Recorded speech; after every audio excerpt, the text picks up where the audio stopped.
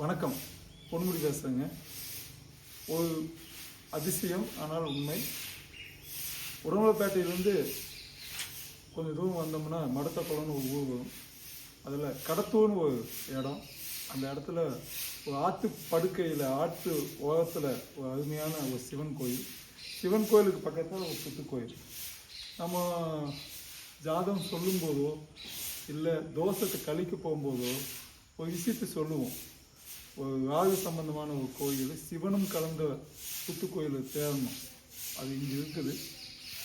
நான் இன்றைக்கி வந்து பார்த்ததில் ரொம்ப சந்தோஷம். இதுக்காக நான் போகாத இடம் இல்லை, போகாத பருவதமலைக்கு கீழே புத்து கோயில் இருக்குது. அங்கே போய் நாங்கள் கும்பிடுவோம்.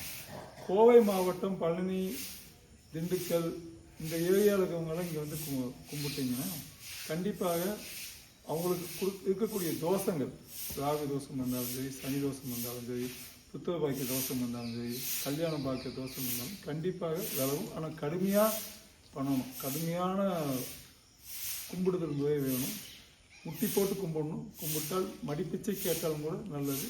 கேட்கும்போது கண்டிப்பாக இங்கே பலன் அளிக்கும். நன்றி, வணக்கம்.